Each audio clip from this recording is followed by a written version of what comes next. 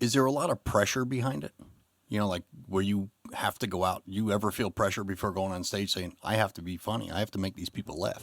This is gonna hurt. It's time for the Suffering Podcast. And I'm like, okay. He goes, yeah, you should wear a suit and tie and tell everybody you're the golden Guido because you have blonde hair and blue eyes. We don't get to see them. And then we went to Rascals in West Orange. Him, Jimmy Norton. Jimmy Norton's very funny. Yeah, and we did the show together, three of us. And Jimmy Norton and I ended up doing a movie called Crooks.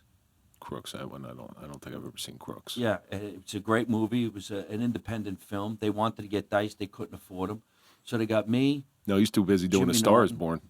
Wow, he's a legend. The guy's great. He's very nice to me. Every once in a while when I see him, he's always like, "Hey, how are you?" We had a lot of friends in common. Well, you touched on something. Your parents. Now, your mother around to see your routines? And what did your parents think about what you're doing? Did they think, he's going to work this out of his system? Of course, just like that. Yeah.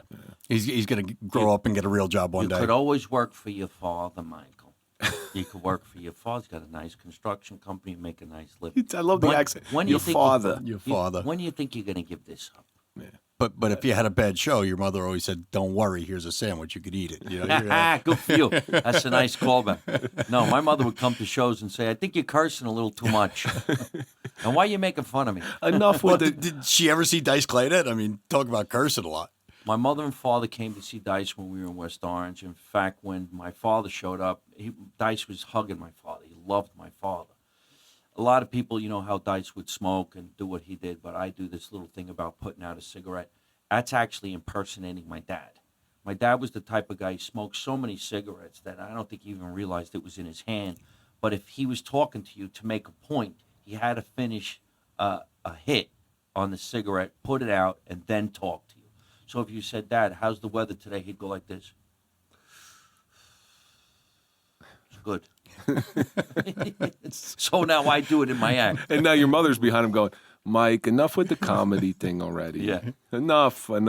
But that's nice that they got to see you. Did they get to see a little bit of your success? Oh, yeah. They seen the awards. They saw the commercials. They saw people show up at my house. Hey, is Mike here? They saw me film 4 different comedy specials. They saw me in front of thousands of people. One of the biggest specials I ever filmed, my mother and father sat next to Danny Aiello and his wife at the Paramount in Asbury Park, 1,700 people. I was just down there this weekend. The last Don Paramount. himself. Yeah. Yeah. I've seen him a couple times around the area. You know, you're in a restaurant. I'm like, "Hey, there's Danny Aiello." Holy cow. Such a nice guy. You know, What a great and guy. that was it about Danny Aiello. He never acted like he was Danny Aiello. Yeah. You know, he was a regular guy. He'd just show up at a restaurant and eat, and people would go over, "Hey, Danny, how are you?" It's like, "Hey." Yeah. I think they were afraid to ask him. Down to earth guy. I think they were afraid to ask him, why did Hudson Hawk bomb so much? Bomb. But, you know, that's good, though. And at some point, did your parents accept that, okay, my son's there? It's got to be a sense of pride for them. Every parent wants their kid to succeed. They don't want to see them fall flat on their face because it hurts. It hurts real bad. Now, you've stepped on stage so many times. Was it early on in your career? Was it a success? Was it a modicum of success? But I'm sure that there was some bombs. I'm sure. You wouldn't be sitting here if there wasn't. Yeah. Now, explain to our audience what that feels like when you go up on stage and it's just not working. If I was to say today to any up-and-coming comedian who goes out and bombs, I would say enjoy it, embrace it. It's the greatest feeling in the world. It must suck, and you think it's going to be the worst thing. I give anything to go back to being 29, 30, 32 years old, having absolutely no idea what I'm doing, not getting any money, not getting paid, having a cup of coffee in a room filled with comedians waiting to tell 5 minutes of jokes. I miss it. I used to be at the Comedy Store every Saturday night. I would go on at 2 o'clock in the morning in front of people sweeping, and it sucked. And the other people were all drunk. But guess what I learned? How to be a good comic. Because it's like going to the gym, and you're pumping the weights, and you're pumping your weights. You don't look good. You don't look good. Look, all of a sudden, 7 years, you got the greatest body, and you're powerful. So all those years of bombing in front of nobody, now all of a sudden you're going to get put in front of 1,000 people. You're going to be a killer. You're going to be a killer. And then the jokes that were bombing for so long start killing. And you're like, I wonder what it was. Just a word of a joke changed could turn it into the greatest thing you've ever said. Mike, did you see Mike's face when Yeah, he started talking about that? Like your He was, eyes like, just brightened up. Yeah, Yeah. you're like your eyes just lit up. That's how I know you love it. And I've seen a couple of different comedians like that. I've done a bunch of different talk shows where you go on the show and you perform, and then when you're done performing, you'll sit Go and sit on the talk couch, to Jay yeah. Leno or whatever. And when I did this show, Comics Unleashed, Oh, I thought you were going to say the Suffering Podcast. But okay. Wow. We'll sit on the couch after this. We'll go with Comics Unleashed. when I went on Comics Unleashed, I had waited a year. I felt like I was going to be the only comic they were never going to put on the show. I'm like, why don't they put me on? Well, my friend started working there, and he called me up, and he goes, come do the show. And since I'm new here, you better hit a home run, because I had to go out of my way to get you on the show. I go, I'm going to hit a home run. Don't worry about it. I know what to do. So when you tape certain shows, they fake a lot of shit. They make the audience applaud. They've been there all The guy with the day. applause sign in the front. Yeah. He's the warm-up poster going, come on, folks, one more show. It's 2:00 in the afternoon. Nobody's been drinking.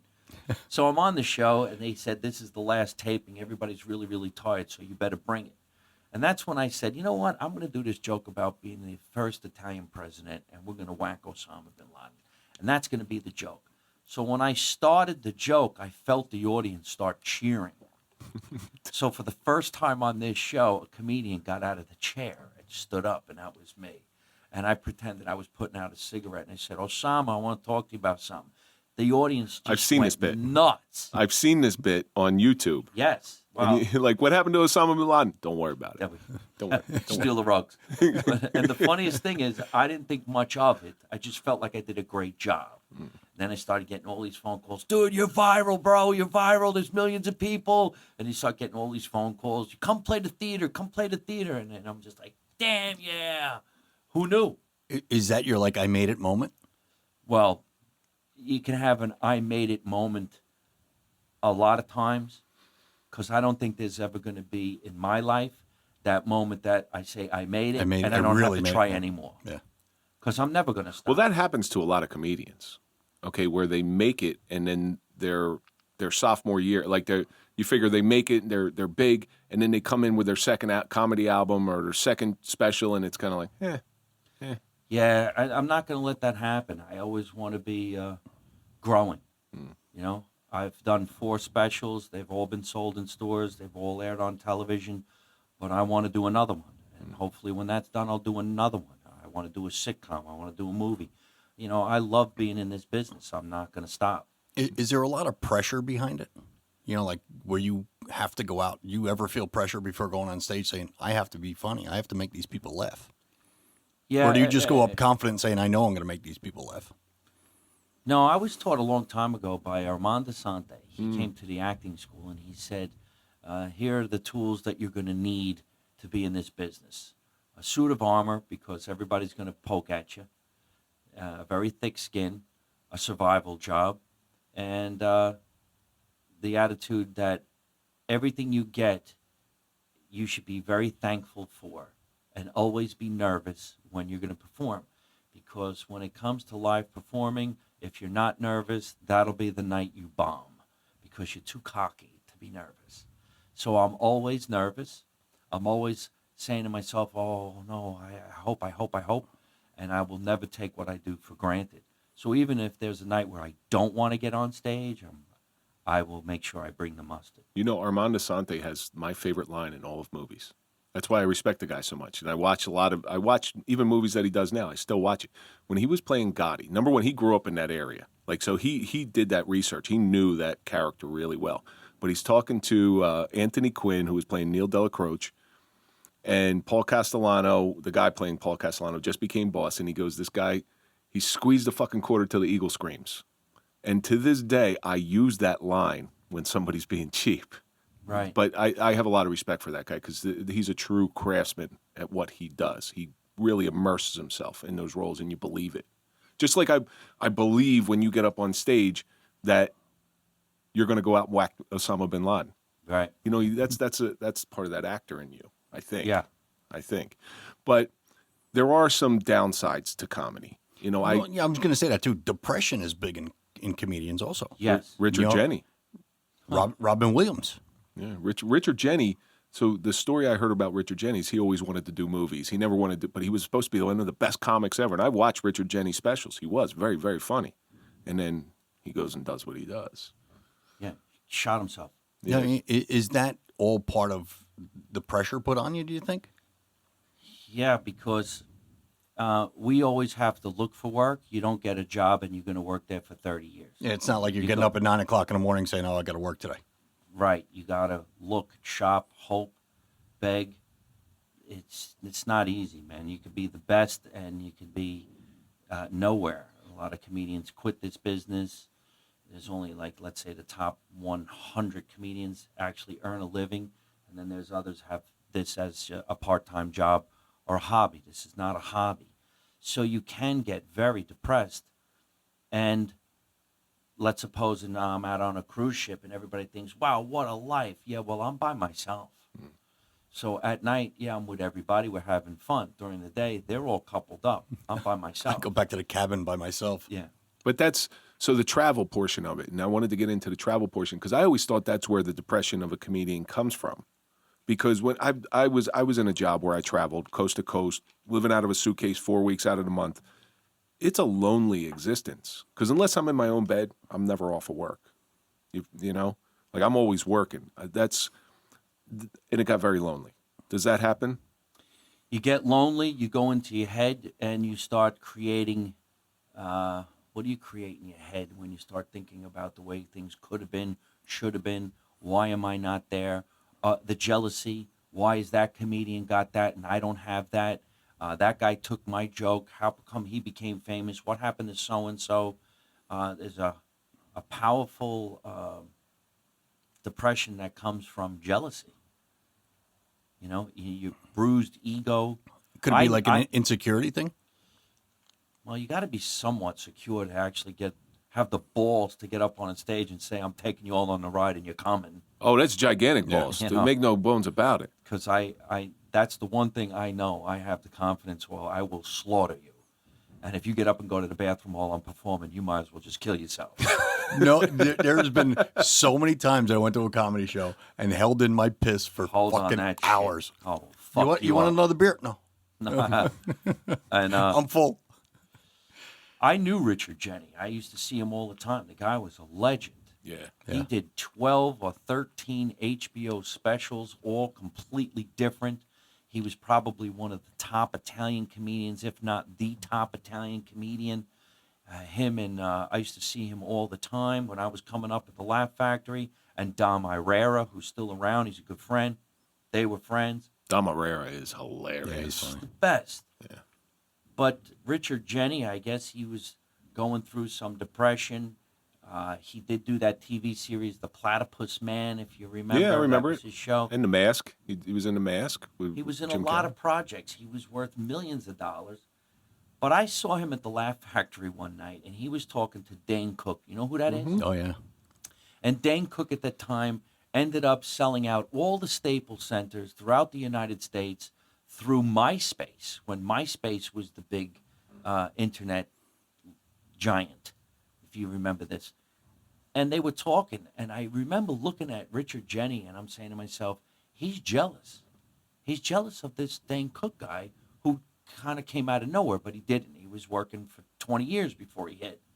And then I think it was 5 days later, and everybody at the Laugh Factory was talking about how Richard went home and said to his wife, his girlfriend, go in the room, make some breakfast, and he shot himself. Dane Cook was on a meteoric rise. Yeah. Like it seemed like he came out of nowhere, but you said he'd been working for quite some time. Boston guy. But he went so high and flew too close to the sun, and his eventual. I think his brother stole all his money or something like that. Stole a good portion of his money, $11 million. How do you embezzle $11 million? It was his half brother, but still. Yeah, out of your family. And That's then, because he wasn't Italian. or anybody. If he was Italian, that wouldn't have happened. No, it wouldn't have. How do you know people are, how do you not know people are embezzling $11 million? That's from true you? too. How do you not know? I mean, I know when somebody took $5, $11 million, even if it was $2 million, $1 million, $500,000. How do you not see it? What are you not looking at? I guess you surround yourself with the wrong people, and I know there's a lot of comedians who do that. They get famous, they get the hangers on, and people are giving them bad advice. I call it the Elvis syndrome, and I'm going to throw in Elvis. See how it worked in Elvis? It's the Elvis syndrome that you become so big, no matter what you put out there, it's going to be funny because people are going to laugh. Hey, you ask your friend, how was that set? It's great, Mike. It's great, Mike. Even if it wasn't great, it's the Elvis syndrome. Nothing is real. People kissing ass. Yeah. Do you see that a lot? And especially after your specials or something like that, do you just get some hangers on? You get hangers on, but I really don't have anybody in my life or my team that kisses ass. They all just say, hey, let's go to another level. And, people behind you, like agents and managers, 90% of them could be full of shit most of the time. I was gonna say, You'll get all the work yourself. Any of your people tell you suck after a show? Are they straight up with you? Some people might say, hey, that wasn't your best performance. Something like that. Try not to be rude, but I'm sure you felt that when you were on stage. Oh, yeah. Yeah. There are some nights in your own head you're having a conversation with somebody else, and while I'm performing, it's just on automatic pilot. You could tell. I think people can tell when it's on automatic pilot for me because I'll just do a routine and keep on going. Right. Some shows, I'll just keep on going for an hour and a half, an hour and 45 minutes because I'm having fun and I'm making shit up. You better not do that to NJ Pack this weekend. I really don't know what I'm going to do because I have routines that I could just get away with and I'll make everybody laugh. But when you have a show like this that makes no sense whatsoever, 3 governors and a state senator as the opening acts, I don't even know what they do. I don't even know how they got on this show. Usually have an opening act, he works the crowd, everybody's saying, good man, and then Mike Marino. What the hell are these guys going to do? I know one of the guys there has a very good sense of humor. Right. I know one of he wrote a book called The Accidental Politician. That's all I'll say. Oh, really? Yeah. Well, I know John Bramnick. He's funny as crap. Right. I love the way he works. I've done many shows with them. But it could be really cool because, I'm going to go into this whole thing about running for president now, and I've been running for 16 and a half years. I really deserve to be the president. I'm going to be the first guy that you could vote for many times, not just once. This type of thing. You could be the Lyndon LaRoche of comedy. Well, I don't even know who that is. Lyndon LaRoche ran for president for like 40 years. Oh, did he? Oh, yeah. He was always on the ticket. Even he went to jail and was still on the ticket. Oh, okay. Under one of those parties and stuff. So you got to realize something about Kevin. He's got a wealth of useless information. Good for you. That and if I could monetize that somehow, man, I'd have a lot of money. It's monetized. I'd love to do the whole thing for the rest of my life. I think it's funny. I love coming up with stupid gags about what I would do if I got into the White House. That's another thing I wish my mother was around to hear because now I brought her into the mix of what I'm doing, and I says, since I've never been married and I have no kids, the first lady would be my mom. Besides, I want her to come and, take care of things because I got to eat. And I don't know. You get rid of those chefs in there, the food testers and stuff. Yeah, that's how I'm going to fix the deficit. Like, I don't need 3 chefs. I just bring in my mother. She doesn't need to get paid. She just wants the room. I'm already saving America money. And then I want to get rid of the pilot. I don't think Air Force One needs to have a pilot. I can do it. You have a bunch of cheese hanging from the ceiling in the White House kitchen. It used to be Air Force One. Now it's Gabagool 2. How much fun would that be? I want to do a routine here. JFK Airport. Yeah, this is the president. Listen, we're on our way in. I know we weren't on the schedule. I figured take the plane for a ride. Get as many fire engines as you can ready. It's going to be messy. Hey, I'm flying at the Newark Airport because I got to go over to the Gabagool store up in Newark. I can take that. I'll make that a joke. We weren't scheduled to land, but I'm really in a mood for Gabagool from Jose's Deli over. Mr. President, you're not on the schedule. Yeah, I know, but I was really hungry the other night. We were smoking this weed. You got to smoke this weed. It's really, really good. And I don't know if you've ever been to Washington. Their cold cuts suck, man. So clear the runway. I had to get out of Washington. I got to go back up to Jersey where the cold cuts are good. Clear the runway. It's gonna be messy. It would be an interesting presidency.